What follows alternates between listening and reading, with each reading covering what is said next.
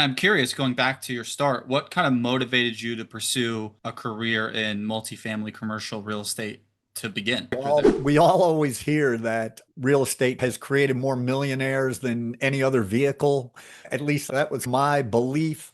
And then for me, it goes back further. When I was in grade school, my dad he was a president of a decent company, New York City. He was in a high rise. I grew up in Connecticut, and his company merged, and he got forced out of corporate merger. So here's a guy who was MIT grad, president of a company, and kind of got forced out in his early 50s and never really recovered. So that's something that stayed with me. It didn't keep me from following the corporate path, but in the back of my mind, I always knew I couldn't count. You never know when somebody's going to come tap you on the shoulder. You get a stock market crash and you've got everything in your 401k. So that was part of the motivation, just always knowing I wanted to do something different. I got into a retail venture in 2007, which turned into a debacle, really, because right before 2008. So I had a partner. We sold mostly Costco extra stock, overstock, end of season. We had all sorts of Costco gear coming in, selling shorts in October and November. And it was very successful for a minute. And then '08 started. That was 15 years ago. And then just really in the back of my mind, knew I really migrated to real estate and then purchased this 13 unit, which was about a mile from my house. And that kind of started me down that path. Interesting. Yeah, I think that is pretty on par with a lot of people. Hey, you never know when you're going to get that tap on the shoulder or when the stocks you're invested in, like we say all the time, real estate is probably more predictive, right, than most asset types, stocks, crypto, especially this time of year with everything going on with tariffs and everything. But real estate, even if the market is down, like it has been the last couple of years, it's still, and all these people on this call are pretty successful. And going back to when you got started, obviously, I don't know what I don't know. You hear it all the time. How did you acquire the necessary skills in order to be successful on your first couple of deals? Did you have a mentor or a coach, or you just trial and error? For me, I was really, this was 2016. I was looking for a fourplex or something like that. And this 13 unit came available less than a mile from my house. I really didn't know what I was doing. I had read Rich Dad Poor Dad, so I did enough evaluation to figure out this thing isn't going to cash flow negatively. I figured out it's going to cash flow positive. If it cash flows $25 a month, I can afford that property theoretically. So I bought it, started listening to Bigger Pockets, started reading books, going to conferences. I joined on with Tate as a mentor who's on this call back in 2022, I believe. And then groups like this, the Hero Capital Alliance. I joined Raise Masters earlier this year. It's been a steady wherever I can get the information and through mentorships, online opportunities, reading books. I guess really though, the trial by fire with the properties certainly gets your attention. Yeah, and I tell people all the time, I think you can learn a lot through coaching and mentorships. But when it comes to raising money, it's something I think you have to do to figure out how, like, you can watch a million YouTube videos, but it's a little different when you're talking about underwriting, right? Just numbers versus going out and asking people for money at the end of the day. So, can you share some experience from your first capital raise and any challenges you faced and how you overcame them?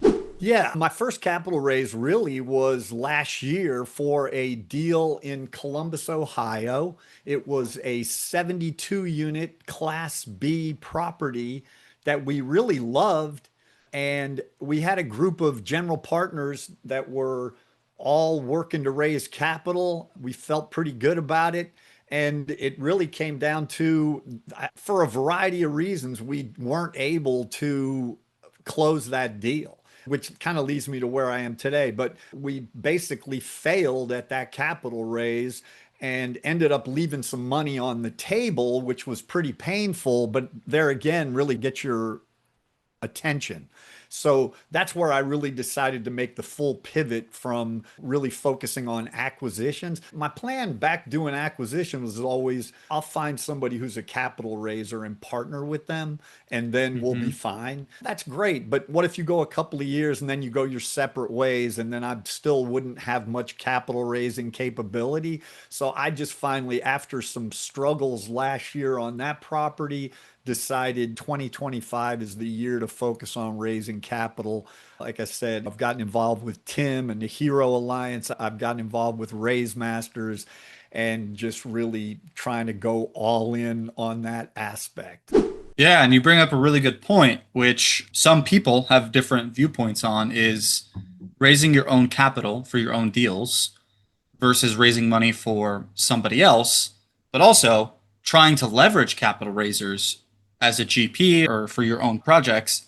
You do run into a point where, hey, if you rely on that too much, they're busy on another project. Someone raises $1 million for you, and then in 6 months you call them up and they can't do it. You were depending on that to close this deal, or you maybe have many capital raisers and some of them don't come through. Having the muscle built of being able to raise money avoids a lot of that.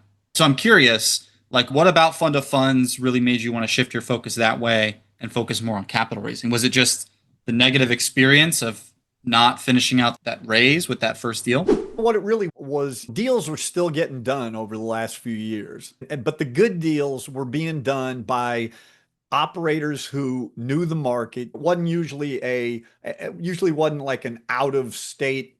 I'm sure there are cases, but anyway, what I saw was the best operators who were entrenched in markets were still getting, they're on the inside track and they know the market. Maybe they're even finding off market deals. And so it just seemed to make sense, as hard as it is to do deals and to get them to pencil, to then go ahead and partner with those guys who are able to take advantage of their position in the market to get deals done.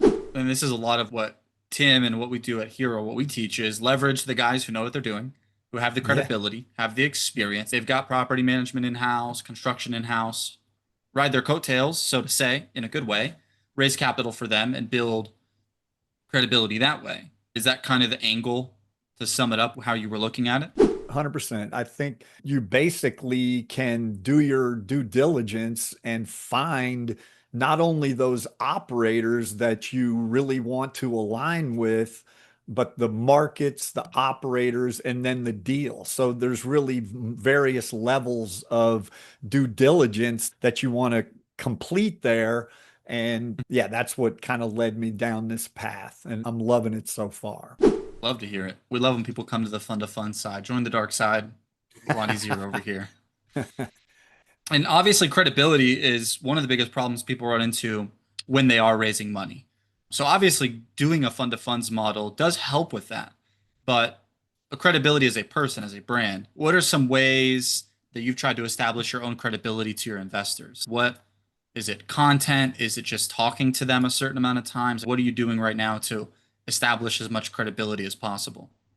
Yeah, I guess first thing is make sure you have a website that looks decent, right? Because people are going to reach out to that. Right now, I've really been working on overhauling my LinkedIn profile. I guess really that's one of the first things that people are going to do. They're going to go check your LinkedIn profile. So I've really put some intentional effort into LinkedIn participation. I participated over the last couple of weeks in a LinkedIn challenge, which I posted, 10 days straight is the goal of the challenge, which stretched me out a little bit. But I think that's all part of it. And just really reaching out with whether it's email, outreach, phone calls. Right now, my investor base is not massive. So I'm able to really reach out almost on an individual basis as needed for those that are interested. And then as far as on the multifamily side, I think that's where I have a lot of credibility as far as just being in multifamily since 2016. That helps me. So I like to certainly focus on that and highlight what I've learned, hopefully a little bit of which I can share here today. Yeah. And that's a good point, right? For people that have experience in deals where they're a CPA, right? And they're just helping on that side of the business or acquisitions or underwriting. still leveraging that, even though you didn't raise money for those deals, it's still on your LinkedIn, it's still on your portfolio. So you're a part of those projects. Leveraging that and saying, hey, this is the first time I'm raising money or the first $1 million I'm trying to raise, but I still have all of this experience. Like I'm not brand new. And even if you are, you're still leveraging those operators, right? Hey, they have all this track record. So you're doing a little bit of both, it sounds like, right? Leveraging who you're working with and your past experience to mesh those together, which I think is a really good approach. And I think everyone can resonate with this.